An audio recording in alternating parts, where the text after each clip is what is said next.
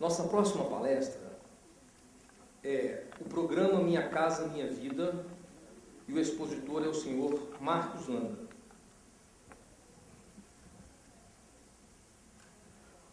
Boa tarde para todos e para todas. Boa tarde, pessoal. O almoço foi bom, hein? Bom, antes eu queria saudar a Marta Lacha, minha companheira também no Conselho Estadual de Desenvolvimento Urbano e Regional de Política Urbana do Estado, onde nós estamos construindo aí o Plano Estadual de Habitação. Saudar o prefeito da nossa cidade, Carlos Rodrigues, né? Saudar também o meu companheiro de Ministério da Cidade, também, que é o companheiro Miguel, e também de Movimento.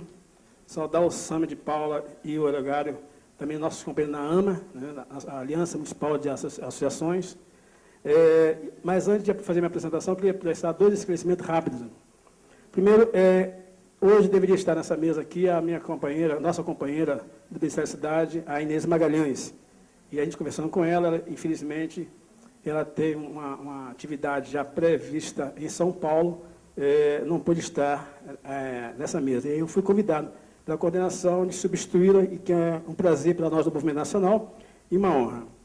A segunda esclarecimento que eu queria prestar, ao substituir a Inês Magalhães, eu propus à coordenação desse seminário que a gente invertesse, embora não esteja aqui na programação, tratar da política que nós, dos movimentos populares, do movimento de moradia, do movimento de reforma urbana, temos como referência nesse país. Uma das políticas que para nós é referência, que é justamente o Estatuto da Cidade, né? E porque o programa Minha Casa Minha Vida é um programa que faz parte da política nacional. Então, a apresentação que eu vou fazer para vocês vai se basear sobre o Estatuto da Cidade e terminando pensando rapidamente sobre Minha Casa Minha Vida, que é um programa. Então, eu convidaria os companheiros e as companheiras da mesa que vai ser apresentado no PowerPoint para vocês assistirem. Vou falar aqui de baixo, porque esse quadro é muito alto, né? Como diz o rapaz de manhã, dá toxicola.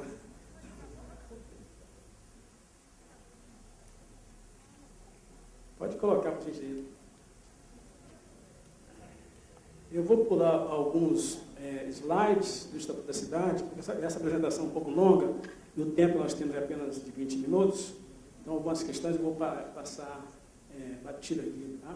Então, o Estatuto da Cidade, né, para compreender, o Estatuto da Cidade, ele foi o primeiro projeto de iniciativa popular da Constituição de 88, onde nós mobilizamos o país todo e coletamos 1 milhão de assinaturas.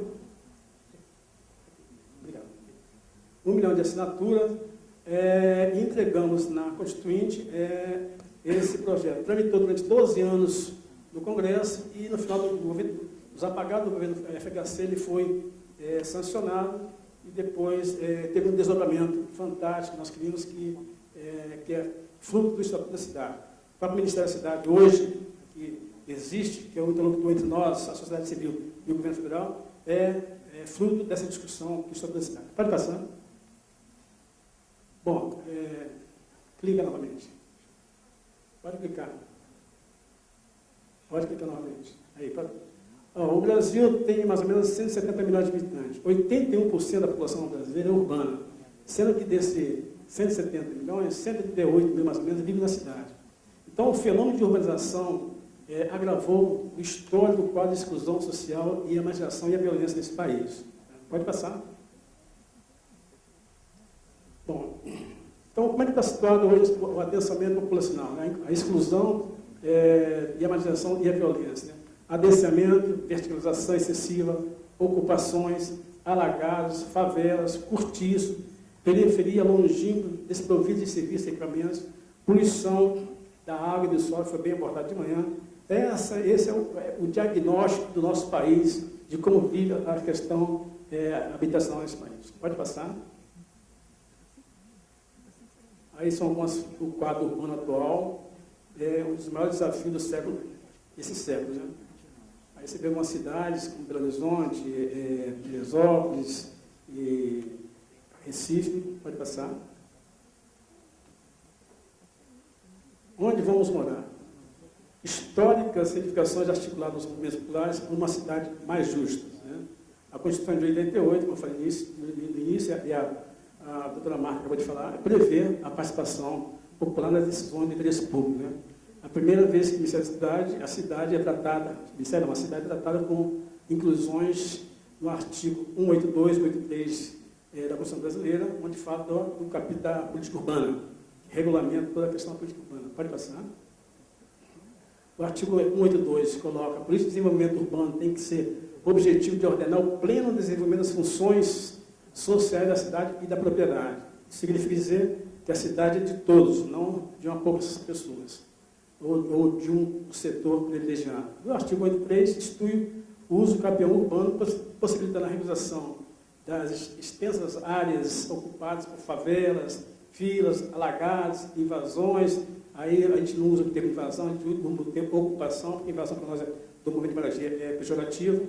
E o loteamento clandestino. Pode passar? O interesse coletivo tem que se prevalecer ao interesse individual da propriedade individual. Essa é a grande, chama assim, a grande matriz do Estatuto da Cidade.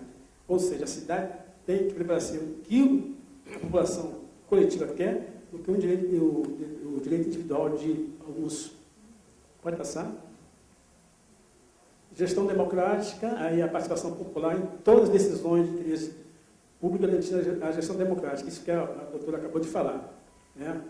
Que é os conselhos, né, deliberativos, a participação, ouvir as audiências, né, os plebiscitos. Pode passar?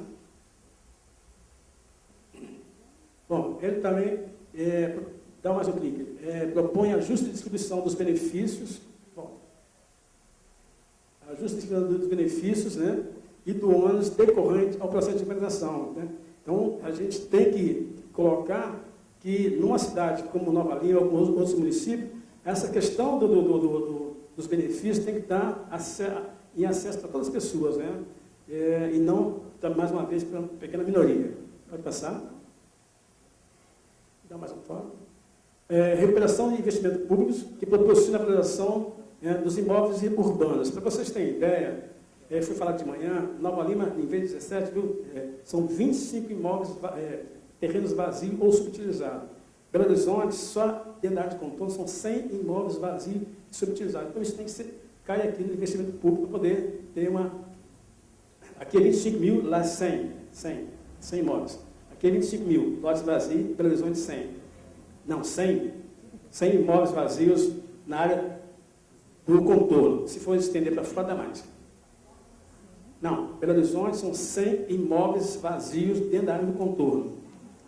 Aqui são lotes vagos ou subutilizados, em Nova Lima, 25. Pode passar? Outra diretriz é a adequação de instrumentos de política econômica, tributária e financeira para os gastos públicos e objetivos de desenvolvimento urbano. Tá? Não vou me aprofundar nisso, não. Pode ir. Até porque é muito extenso.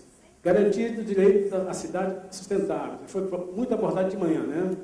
A cidade sustentável é aquela que a gente participa, diz, né? Tem acesso à habitação de moradia digna, aos serviços e equipamentos urbanos e toda a infraestrutura realizada pelo poder público, né? Então, a gente entende cidade sustentável aquela onde há realmente a participação popular, a participação do cidadão e que construa essa participação, né? Essa garantia de direito da cidade sustentável com toda a população. Pode passar? Oh, ficou branquinho, era meu medo. Dá para você desligar? Então lá, diretrizes, cooperação entre governo e iniciativa privada, sociedade civil no processo de urbanização e atendimento do interesse social. 2. Integração de complementaridade entre as atividades urbanas e rurais. Eu não me lembro se nós temos área rural aqui, depois o prefeito podia falar para a gente se tem área rural em Nova Lima, não conheço.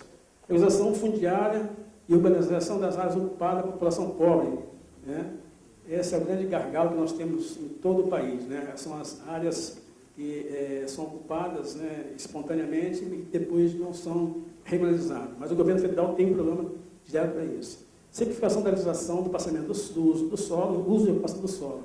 Isonomia das condições para agentes públicos e privados na promoção de empreendimentos e atividades.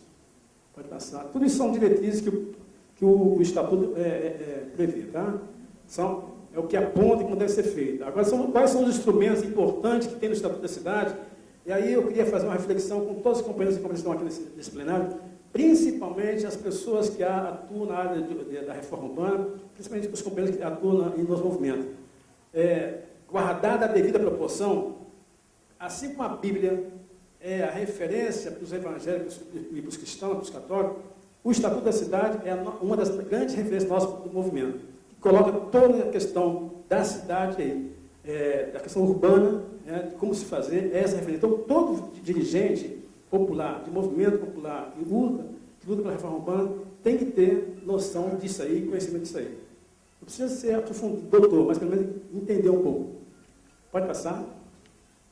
Bom, parcelamento, um dos instrumentos, parcelamento de edificações de utilização do solo, incide sobre o solo urbano, subutilizados, em áreas onde há infraestrutura ociosa e demanda para sua utilização. Né? Isso a gente vê muitos no país todo, né? É só em Nova Lima. É considerado subutilizado um imóvel cujo aproveitamento seria inferior ao mínimo definido pelo plano diretor. Então, o plano diretor vai definir isso, então, na lei maior do município. A lei municipal fixará as condições e prazo para a sua implementação. Então, o parcelamento do uso do solo, que vai ser discutido também aqui, é interessante também para a cidade, para que a gente possa ter esse solo muito mais bem aproveitado. Pode passar? Próximo. Imposto territorial urbano progressivo no tempo. Nós consideramos, quando eu digo nós, todos os movimentos de reforma urbana, um dos grandes instrumentos do Estatuto da Cidade. O que significa isso? Vamos imaginar que eu, Marcos Lando, moro em Nova Lima, tenho uma área aí cercada e que não faço nada. O poder público pode me comunicar e deve me comunicar, e eu terei 5 anos para utilizar aquele terreno. Se eu não utilizar nada naquele terreno, o que vai acontecer? Depois de 5 anos, e aí o IPTU vai ser progressivo, a cada ano aumenta, né, até 15% do valor do imóvel. Depois de 5 anos, o prefeito, vamos pegar o Carlinhos como exemplo aqui, olha, você não fez nada, então você vai ser desapropriado e vai receber com as dívidas, as chamadas moedas podres, que vão ser pagas em 20 anos. Bom, esse instrumento, se fosse aplicado nas prefeituras em todo o país, com certeza as terras hoje colocadas não seriam tão caras como na região metropolitana de Belo Horizonte. Porque é óbvio, eu prefiro vender o preço mais barato do terreno agora do que esperar que eu vou receber em 20 anos. Infelizmente, eu não tenho conhecimento, não tenho mesmo, de nenhuma prefeitura nesse país que aplique o IPTU progressivo no tempo. Pode passar? Então ela é feita com uma desapropriação, com o pagamento da dívida do município, aquilo que eu falei. Pode passar? Bom, pode passar, que isso aí também não... Senão a gente vai perder tempo. Tem muito tempo. Pode passar, companheiro. Bom, uso especial uso capião especial do imóvel urbano, que pode ser feito individual ou coletivo. Você pode ter estar num imóvel há 10, 15 anos, pagando seus impostos, você pode pegar lá, se você não, o proprietário não é você tem a posse do terreno, você pode entrar na prefeitura e solicitar no poder público, solicitar o uso capião. Pode ser feito também de forma coletiva. Tem uma grande gleba de várias famílias moram, pode também ser feito através de uso coletivo. Pode passar? Bom, direito de pretensão é um direito que deve constar no plano diretor. O que quer dizer isso? Se está no plano diretor tal área, ela precisa de direito de pretensão. Então, se eu, Landa, tenho um terreno, se amanhã eu quiser vender, a prioridade para compra é da prefeitura, do poder público. E aí a prefeitura tem 30 dias para saber se interessa ou não esse terreno. Caso não interessa, aí sim que eu posso vender para outros. Mas antes, prevalece o direito do município. Pode passar? Bom, pode passar também essa venenosa. Pode passar também o direito das famílias de construir. Pode dar a operação conscienciada. Como ela é muito grande, né? Bom, isso aqui é uma coisa que está sendo muito discutida aqui em Nova Lima, né? Estudo de impacto de vizinhança, ou seja, a lei municipal definirá quais empreendimentos e atividades privados ou públicos em áreas urbanas dependerão da elaboração de estudo prévio, né, de impacto de vizinhança, para obter a licença ou autorização à construção, ampliação ou funcionamento.